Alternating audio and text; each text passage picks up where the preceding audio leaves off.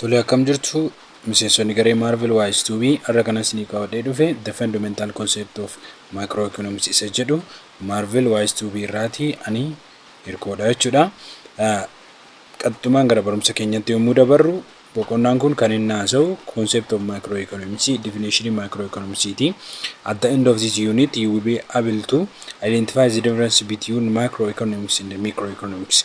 Boqonnaa kana akkuma xumurtaniin booda barumsa har'aa kana erga xumurtaniin booda waa'ee macroeconomics fi microeconomics garaagarummaa jira lamaan jidduu jiru addaan baafattu jechuudha. Macroeconomics fi microeconomics branch of economics dha. Economics bakka lamatti qooduu dandeenya.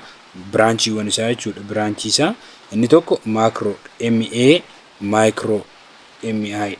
Kanaafuu garaagarummaa isaanii addaan baaftanii kan itti beektanidha jechuudha. Inni biraa immoo describe the focus area of microeconomics. Baay'inaan kan nuti irratti xiyyeeffannu boqonnaa kana keessatti waa'ee microeconomics. Kanaafuu fundamental area isaa irratti akka inni xiyyeeffatu area microeconomics addaan baasuu qabdu jechuudha. Analyze the difference challenge of microeconomics. Amma challengeewwan microeconomics isaan jedhaman tura. Challengeewwan kanneen maal goona? Identify go yookaan immoo analyze go irra deddeebinii challenge microeconomics maalidha kan jedhu kana analyze go irra deddeebinii kan itti xiinxalluudha jechuudha. Sanaan booda immoo differentiate classical Keynesian and monetarist kan jedhaman school of thought jira. School of thought kana maal gochuudha? Differentiate gochuu addaan babbaasu maalidha Keynesian classical Keynesian maalidha monetarist maalidha kan jedhu kana addaan babbaafnee ilaallaa jechuudha. Uma unity kana irratti inni biroo immoo kan unity kana umarratti ilaallu explain the contribution of different school of thought for the development of microeconomics. School of thought isaan jennu classicalidha, Keynesiania, monetarist. Isaan kunniin contribution isaanii gaheen isaan maal keessatti taphatan economy development of microeconomics keessatti macroeconomics guddachuu keessatti gahee isaan taphatan gadi bu'insaan kan keessatti ilaalludha jechuudha. So tokko tuqaa tokko maal jedha? Definition in the focus area of microeconomics. Inni kun revisionidha isiniif. Maaliif kutaa 11tti waa'ee macroeconomics bal'inaan ilaaltaniitu. Macroeconomics fi microeconomics isa jedhu immoo garaagarummaa isaa addaan baaftaniitu. Kanaaf revisionidha waa'ee ta'ee fi bifa salphaadhaan kan isin ilaaltan. Erga boqonnaa kana xumurtanii ammas macroeconomics define gochuu qabdu. Kun bakka bu'uura yookaan immoo hundee boqonnaan kun irratti hundaa'udha. Macroeconomics kana define gochuun explain the focus area of microeconomics. Macroeconomics inni microeconomics branchiin economics kun maal irratti xiyyeeffata kan jedhus immoo kan itti ilaaltanidha jechuudha. So definition of microeconomics. Hiika microeconomics itti dabarru. Dursa economics jechuun maal jechuudha isa jennu irraa kaan. Economics it is a science. Science dha. Study about what? Study about scarce resource. Why resource yookaan why qabeenya isa limit ta'e yookaan isa daangaa isa xumuramuu danda'u but unlimited human need. Ilmi namaa fedhiin ilma namaa immoo kan hin daangofne. Kanaafuu asiin unlimited human need tu jira, scarce resource tu jira. Isa kanneen maalii gochuudha? Satisfy gochuu. Kanaafuu unlimited human need sana maalii gochuudha? Satisfy gochuudha economics. Kanaafuu economics kun immoo tuyyuu macroeconomics kan inni qo'atu maalidha inni yoo laallu immoo damee economics ta'eetu inni macroeconomics kun damee economics ta'ee damee economics keessaa isa tokkodha. Jalqaba dameen economics branch of economics kan jennuun bakka gurguddoo lamatti qoodamu. Microeconomics, macroeconomics jenna. Microeconomics MI fi macroeconomics MA. Kanaafuu microeconomics yoo laallu microeconomics ni jedhamu kuni study about what? Study about individual education, making behavior of different economic units such as household, firm, government at this aggregate level. Inni kan inni qo'atu individual education murtoo manni dhuunfaa tokko, householding tokko, firmiin tokko, industryin tokko kophaatti, governmentiin immoo fakkeenya odoo disaggregate ni jennu oolia yookaan hoolii isa jennu. Disaggregate jennu immoo osoo hunda walitti hin qabatin yookaan qo'atu ta'e inni sun individuality kan qo'atu jedhe microeconomics ta'a. Kanaafuu microeconomics kan inni qo'atu individual education making behavior individualidhaan dhuunfadhaan tokko tokkoon waan xixiqqoo fakkeenyaaf waa'ee fiirmii tokko industiriiwwan baay'ee jiraamti. Industiriin amma kan kophaa isaatti kafana oomishuun jira kophaa isaatti jechuudha. Walitti qabaan immootu industirii yoo jenne immoo walitti qabaa kan biyya tokko keessa jiran yoo ta'e niishiniidhaan agrigeetiidha hooliidha. Kanaafuu individuaalii takka takkaan kan qo'atu sanatu maal jedhama? Microeconomics jedhama. Macroeconomics inni jedhamu immoo study overall asitti ilaalaa garaagarummaan isaatii fi asiif asitti. Overall aggregate behavior of the economy such as the overall level output, price and employment. Kana yoo jennu macro inni jennu kun gabaabumatti as keessaa baasatti olii godha yookaan aggregate yookaan immoo whole isa jennu sana gochuu dandeechu jechuudha. Kanaafuu overall yoo jennu walitti qabaa kan niishinii tokko kan biyya tokko economy walitti qabaasa aggregate levelidhaan walitti qabaa behavioridhaan kan qo'atu yoo ta'e behavior of the economy such as overall output jechuun wanta oomishamee gara gabaatti asufe hundasaa price gatii waan hunda walitti qabaa overall kan employment waa'ee hojjettootaa walitti qabaadhaan kan qo'atu ta'e macroeconomics. Kanaafuu macroeconomics jechuun maalidha? Hooliidha jechuudha. Gama isa biraatti yoo deebinu immoo macroeconomics inni jennu ammas macroeconomics inni jennu study what happened to whole. Akka walii galaaltu maaltu gabaa keessatti economy system keessatti system economy tokko keessatti maaltu mudate kan jedhu akka walii galaatti kan qo'atudha. It is a relatively new branch. Amma microeconomics fi macroeconomics wal bira qabnee yoo laallu macroeconomics kun new branch isa gara haaraa dhufe. Kanaafuu MI kanatu isa dursa economics gaafa qo'atan economy tokko tokkoon qo'achaa turan. Garuu gaafa macro dhufu immoo hoolii isaatu kan qo'achaa ture. Kanaaf new branch ta'eetuyyuu kan inni published ta'e yookaan immoo kan inni gara hojiitti as ba'e yoomidha after John Maynard Keynes book entitled erga namni John Maynard jedhamu macaafa the general theory of the employment interest and money jedhu macaafa kan interest employment kan jedhu 1936 erga barreesseen booddee kan new branch ta'eetu macroeconomics as ba'e. Macroeconomics new branch relatively wal bira qabnu micro fi macro wal bira qabnu yoo ilaallu jechuudha. Kanaafuu macroeconomics is study of the structural performance of nation economy and the policies that government used to try to affect economic performance. Ama walumaa galatti kan inni qo'atu the economy of nation policy mootummaan tokko governmentiin tokko economy argama performance haala qabiyyee economy sana ittiin maal godhu affect gochuudhaaf itti fayyadamu kan policy government itti fayyadamu sanaa fi national economy isaa structure fi performance isaa haala amma fakkeenyaaf national economy biyya takka haalli qindoomina ishii yookaan immoo structure isaa maal fakkaata kan jiru performance haalli qabiyyee isaa maal fakkaata kan jiru kan qo'atu sanatu maalidha inni macroeconomics dha jechuudha. Macroeconomics qo'ata. So bal'inaan ilaallu macroeconomics fi microeconomics bal'inaan ilaallu. Macroeconomics inni jedhamu kuni derive from the Greek word macro which means what? Large. Kanaafuu macro inni jennu kun large dha. Kanaafuu definition isaa hooliidha tokko hooliidha lama aggregateidhaan kan walitti qabaadhaan yoo ta'e microeconomics isheen jedhamtu immoo isheenis jechuma Greekiti the Greek wordidha micro means which is small isa jedhamu jechuudha. Small jechuun waan xinnaa isa kun micro kan jedhamtu tun jechuudha. Kanaaf amma definition isaa isinii galee yaada.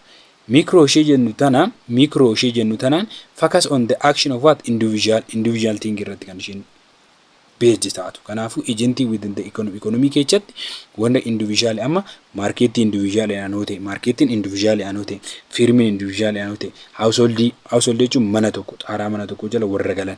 Kanaafuu isa kanniin kan of jalatti qabatu microeconomics jedhamti. Well, macroeconomics inni jennu garuu macroeconomics inni jennu maalidha? Macroeconomics focus on the economy as whole. Economy akka walii galaatti kan qabatu ta'e macroeconomics. Kanaafuu macro A kan of keessaa qabu kun wholeidha. I kan of keessaa qabu kun immoo maal individual jechuudha. Bifa salphaatiin qabachuu dandeechu. So the focus area of macroeconomics HHT xiyyeeffatee eriyaan inni irratti hojjetu macroeconomics kun eriyaan inni irratti hojjetu eessa kan jedhu haalaan. Fakkeenyaaf duratti maal jenna? As aggregate behavior jennee miti akka walii galaatti jenneerra. Economy akka walii galaatti jenneerra. Kanaafuu economic growth guddina dinagdee akka walii galaatti aggregateidhaan. Employment hojjettoota akka walii galaatti. Inflation jechuun qaala'insa jireenyaa yookaan immoo gadi bu'uu humna bittaa yookaan amma fakkeenya pricing jira. Pricing hammi bituu ishee yoo gadi bu'e that is called inflation. Inni kun maal jedhama? Inflation jedha. Waliigala aggregate yaanoo qo'ate inni sun maal jedhama? Macroeconomics area isaati inni kunis jechuudha. Kan biroo distribution of income. Amma distribution of income yoo jennu fakkeenyaaf mindaan haalli raabsa mindaa biyya tokko neeshinii takka keessatti mindaan akkamitti raabsamaa jira isa jedhu san aggregateedhaan walitti qabaadhaan kan qo'ate yoo ta'e macroeconomics. Macroeconomics policy kanneen jedhaman fakkeenyaaf fiscal policy, monetary policy, income policy kanneen jedhamantu jiru. Poolisiiwwan kanneen as neeshiniidhaan kan qo'atu yoo ta'e iddoo inni eriyaan irratti xiyyeeffatu sanaadha jechuudha. International trade inni jennu immoo fakkeenyaaf trading Itoophiyaan biyyoota biroo wajjin gootu. Kanaafuu akka biyyaatti miti reekuna. Biyyoonni biyya wajjin international transfer godhanii boundary irra darbanii kan isaan daldala sun international. Kanaafuu international trade kan irratti kan xiyyeeffatu eenyudha? Macroeconomics jechuudha. So the study of macroeconomics help us understand and try to find answer for central macroeconomic question. Kanaafuu gaafa wantoota walitti qaban kana macroeconomics kana yoo muuqwannu maal arganna understand goon wanna hubannutu jira maal hubanna seeta gaafilee amma si gaditti kan central question of the macroeconomics yaaf central question kanneen jedhaman ture. Fakkeenyaaf iddoo inni irratti xiyyeeffata central question isaa maal jedhatanii yoo yaaddanii tokko what factor asirratti hubadhaa what factor determine the flow of total output produced in the economy over time. Yeroo keessatti factoriiwwan yookaan wantoonni yaa'insa outputii yookaan wanta oomishamee final gudi gabaatti dhiyaatu tokko murteechan maalidha determine kan godhan kan murteechan yeroo keessatti fakkeenyaaf yeroo tokko gatiin qonna oomishamee supply yoonni ta'u yookaan wanni oomishame sun gabaatti baay'atee dhiyaata flow of total output kan jennu sun kan gara gabaatti dhiyaata yeroo tokko gadi bu'a maalidha sababni what factor determine kan jedhu kun gaafii isaati. Hin gaafata economiin keessa seenii gabaa keessa seenii maaliif gadi bu'e maaliif ol ka'e taayimii keessatti jechuudha jedhee gaafata. Lammaffaan immoo how can nation increase the rate of economic growth biyyi tokko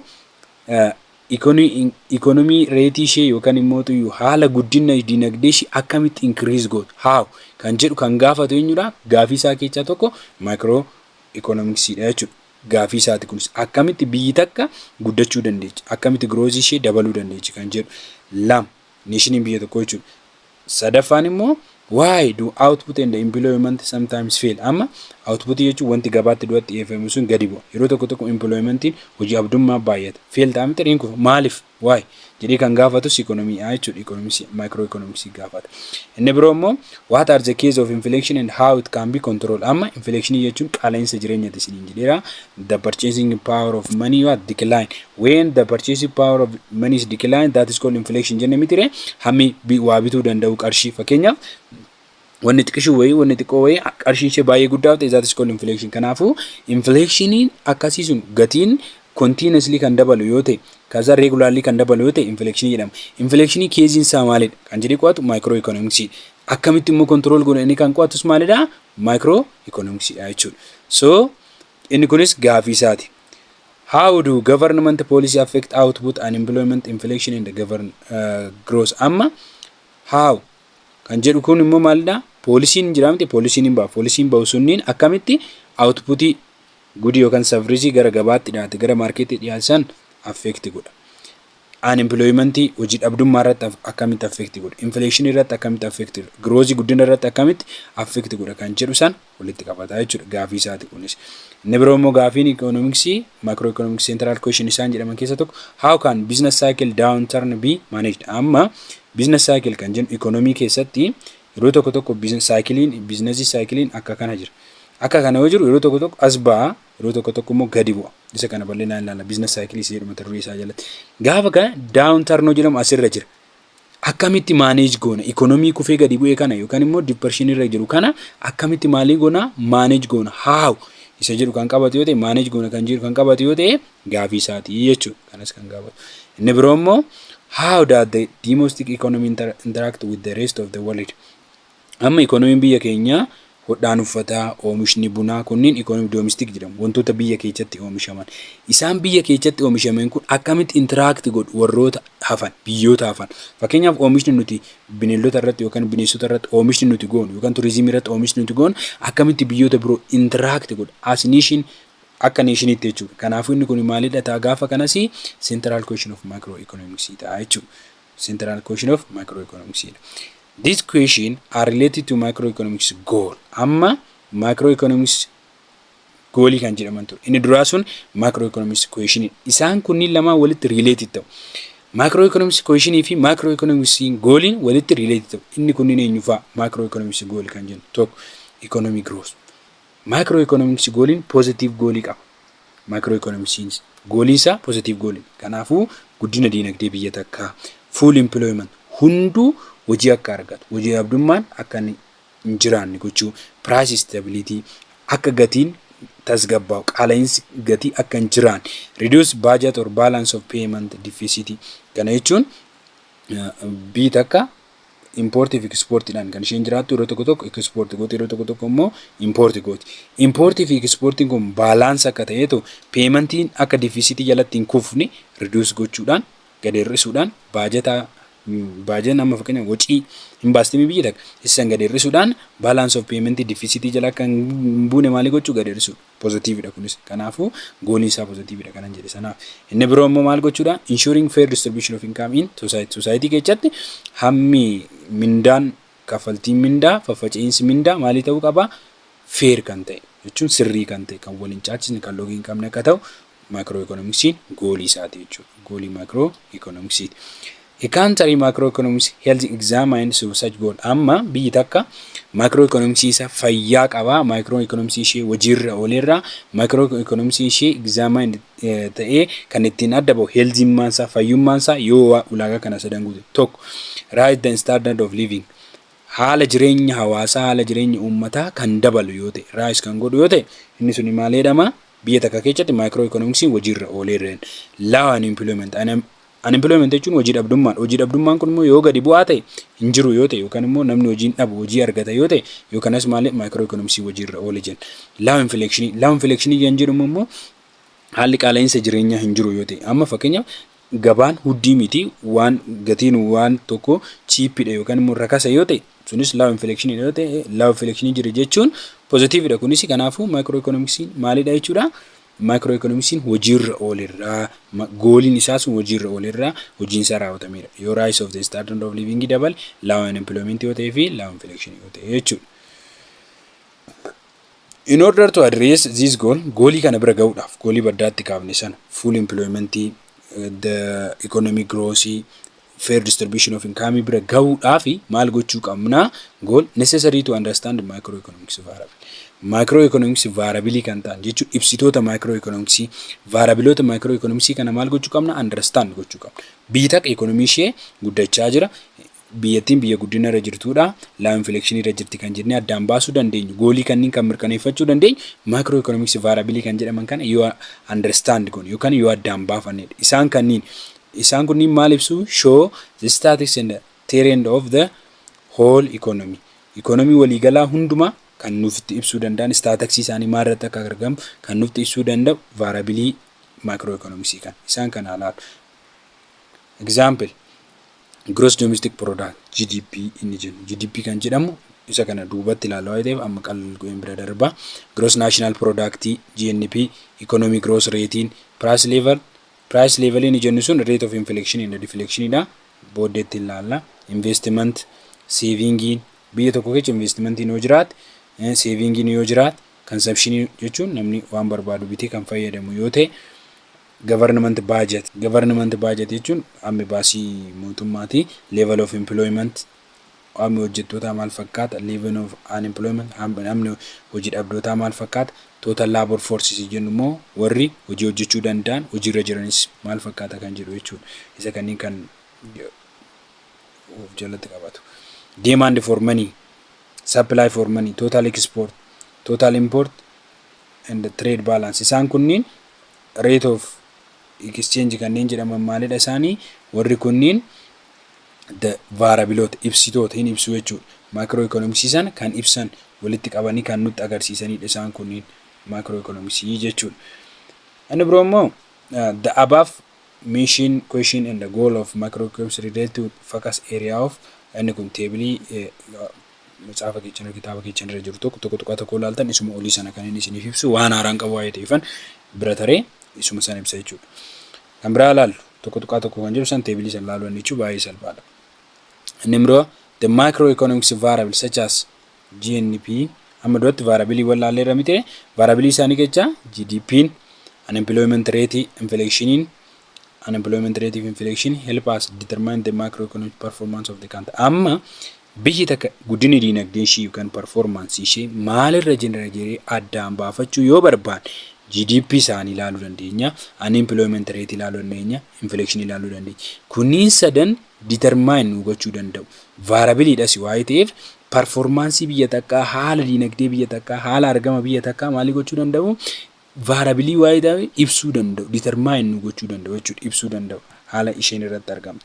Kanaafu by the macroeconomy we refer to all buying and the selling, all production and the consumption, or everything that goes on in every market in the economy. Amma macroeconomics keessatti macroeconomics jechuun as whole jenne mitiire as whole jenne. Kanaafu all buying and the selling kan gurguramuuf kan bitamu, production and the consumption kan oomishamuu fi kan bitamee itti fayyadamu, everything waan kamuu gabaa keessatti kan argamu, every market keessatti kan argamu, economy keessatti maali godhaa of jalatti qabata, hin ibsa macroeconomics. Kanaafu the first step toward understand the macroeconomics to measure its performance. Amma maaliif macroeconomics understand goona performance biyya takkaa measure gochuufi. The first step to understand macroeconomics yoo beekne macroeconomics understand yoo goone biyya takka performance ishee haala jireenya uummata ishee maali goona measure ittiin gochuudhaaf jechuudha. So macroeconomics is primarily concerned with the what? Forecasting of GDP by analyzing the macroeconomics factors that show predictable trend and pattern and how the inflation with each other. Amma macroeconomics primarily kan inni concern godhe macroeconomics dheenne addaan baanu tokkoffaa forecast gochuu GDP isa. GDP biyya tokko yoo hubanne primarily maali goneera macroeconomics biyya sanaatiin biyyatti sana determine goneera analyze gochuudha. Economy biyya sana keessaa factoroota kanneen agarsiisan predictable godhan san addaan baasuudhaanis immoo macroeconomics maal gochuu dandeenya concern gochuu dandeenya hubachuu dandeenya kan irratti. Mee tokko na ilaalu jara kan termiiwwan kan. First GDP salphumatti akka hubattanii fi as keessa domestic isa jettu kana baasaa. Domestic agartanii GDP jechuun inni jedhamu kun total market value of goods and services that which produced in the country. Biyya takka keessatti domestic boundary dha. Amma toni biyya takka jennu fakkeenyaaf oomishni as keessa odoon bahin biyya kana keessa odoon bahin as keessatti oomishamu kamuu lammii kamiinuu oomishamu, citizen kamiinuu oomishamu. Domestic as keessatti oomishame taanaan maali jennaan inni kuni as keessatti oomishame taanaan lammii kamiinuu oomishame as keessatti oomishame taanaan that is called GDP jedhama. Total market of value all final good and service which produced in a country. Biyya keessatti kan oomishame, biyya alaa odoo biyyoota biroon bahin boundary odoo hin bahin jechuudha. Irrespective of nation but respect of the boundary kan eeggat nation kamuu kan keessatti oomishuu danda'u yoo ta'e GDP. Kana jechuun akkamitti seetan fakkeenyaaf namni biyya keenya Itoophiyaa keessa lammiin Tarkii tokko siin jira jennu, lammiin Itoophiyaa tokko siin jira jennu. Jarri lachuu oomisha mataa isaanii waggaa waggaadhaan oomishu. Kun ka Itoophiyaadhaaf guutummaa Itoophiyaa keessatti oomishamee miti yoo kana kan gross domestic product ta'u. Gross domestic product jedhama. Inni kun yoo biyya tokko keessatti kan oomishamu ta'e.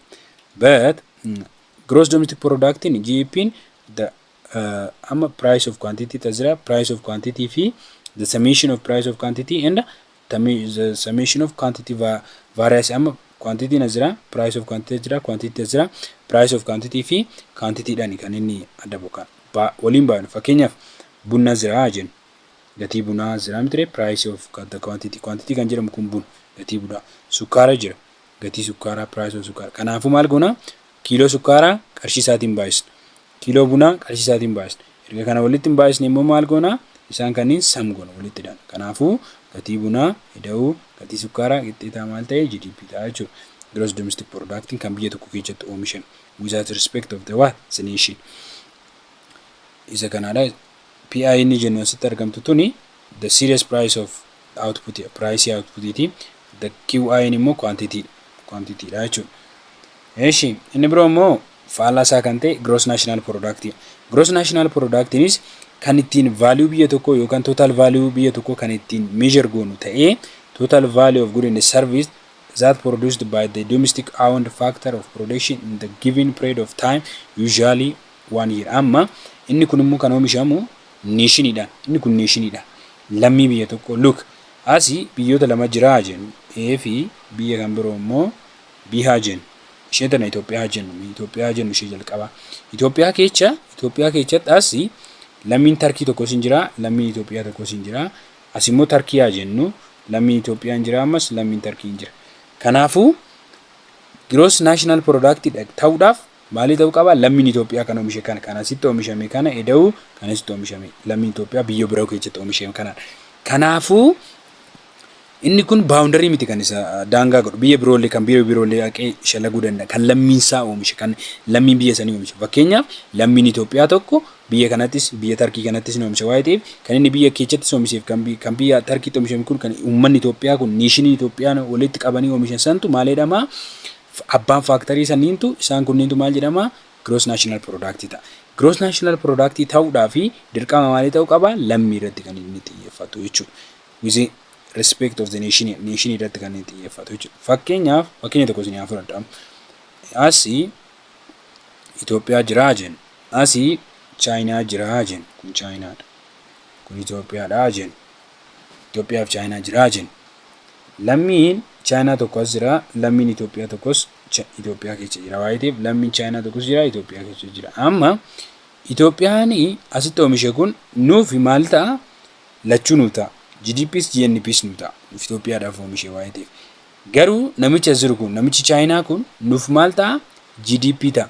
Chaayinaadhaaf garuu GNP ta'a jechuudha. Gross national product ta'a isheedhaaf. Nuuf immoo maalii ta'a inni kuni GDP ta'a jechuudha.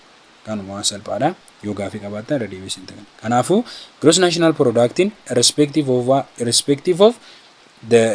of the geographical location irratti miti kan inni xiyyeeffatu domestic hour irratti xiyyeeffata. Abbaa kaampaanii sanaa irratti xiyyeeffata jechuudha. So it is a total amount of final good and service which are produced in 1 year within a country plus transformed from the other country. Amma kan duratti maal isin jirre asitti isin oomishama lammii biyya sanaatiin oomishame gross national product ta'a. Kanaafuu gross national product ta'uudhaaf biyya keenya keessatti kan oomishamee fi lammii keenya kan oomishame yoo ta'e that is called gross national product jedhama.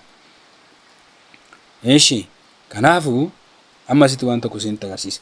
GNP yookaan GNP kan jedhamu kun gross national product kun is equal to GDP plus net factor income. Kana jechuun maal jechuun itti fakkaate? GNP afuradu asitti. GDP afuradu asitti. Net factor income is formula mataa isaa qaba. Net factor income kunis immoo net factor income afuradu mee asitti. Amma GDP kun GNP is equal to GDP plus net factor income jennee miti. Net factor income kan irratti xiyyeeffatu warroota biyya keessatti oomishan fakkeenyaaf factor income received from the abroad by the country citizen and the factor income paid for the foreign abroad. Net factor income jalqaba isinitti agarsiisu. Net factor income inni jedhamu kuni net factor income kan jedhamu kun akkana. Lammiin tokko amma fakkeenyaaf lammiin tokko biyyoota lama fudhadhu jalqaba irratti. Lammiin biyya biroo kan biyya Tarkii yookaan kan Chaayinaa biyya keenya keessa ofii hojjetaa jedha namichi kun. Biyya keenya keessatti baay'ee hojjetaa nuti maal irraa arganna? Receive irraa goona income miti birrii irraa arganna. Factor income birrii irraa arganna. Lammiin biyya keenya immoo deemee biyya biraatitti hojjetaa jennu. Fakkeenyaaf dubartoonni keenya akkuma deemanii biyya Arabaatti hojjetan kana jechuudha. Isaan haa fudhannu isaan erga fudhanneen booda achitti kan argatanii jiraamte abboordi kan godhan isaan biyyoota biroo keessa abboordi kan godhan kun qarshiidha kun hin lakkaawwamu. Erga lakkaawwamu lammiin biyya biraa immoo biyya keenya keessatti kan hojjetes hin lakkaawamu. Erga lakkaawwameen booddee lammii keenya kana kan biyya alaa deemanii hojjetan kana maayinas maalii goona lammii biyya keenya keessa ofanii qarshii argatan gabii argatan kan hir'isna. Yoo kana net factory yeroo tokko maal ta'a? Positiiva ta'a. Next factory yeroo tokko immoo maal ta'a? Negatiiveera. Next factory yeroo tokko tokko maal ta'a? Ukaalii ta'a. Amma sirriitti naa hubadhaa. Kanaafuu GNP equal to GDP ta'uu danda'a. GDP ta'uu danda'a yeroo tokko tokko. Yoo maal ta'e?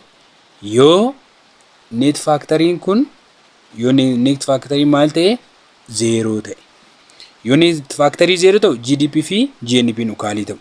Ishi yoo net factory'n immoo tuyyuu negatiiva ta'u asirraadhis nama GDP irraadhis namni tiree GNP'n kun GNP greater than GDP ta'a. GDP ta'a. Yoo GNP net factory'n kaamiin negatiiva ta'e. Yoo net factory'n positiiva ta'e GNP'n less than amma kun negatiiva ta'an kan irraa dhatamte GNP less than GDP ta'a. Kana gadi ta'a jechuudha. Isinii dhufaara irra isinii deema gisee tokko akka isinii deemneef irra isinii deema. Net factory yeroo tokko tokko net factory'n maal jenneera? Yeroo tokko tokko negatiiva ta'a jenneera. Yeroo tokko tokko positiiva ta'a jenneera. Yeroo tokko tokko zero ta'a. Amma GNP'n GDP plus net factory'n kaamee jenneemi kun negatiiva yoo ta'e kun maal ta'a? Kun xiqqaa ta'a kanarra. Kanaafuu GNP'n gireetanii ta'a jechuudha. GNP'n fi GDP'n yoommoo net factory'n positiiva ta'e yoo inni kun maal ta'a? Kun guddaa ta'a mitire gireetanii ta'a inni kun. Inni kun gireetanii ta'a. But yoo inni kun net factory fi yoonnoon ukaalii ta'e yoo maal ta'a? GNP'n maal ta'u? Ukaalii ta'u jechuudha. Tarmii kana sadan. Kana hubachuu qabdu jechuudha. Economicsii paartii waanii kan asirratti kan nuti dhaamnu gaaffii yoo qabaattan koomentii irra nuuf godhaa yaada yoo qabaattanis koomentii irratti nuuf godhaati. Paartii tuummootuyyuu the three approach of measuring GDP kan jedhuun walitti deebinaa jechuudha. Ammasitti nagaa ta'a.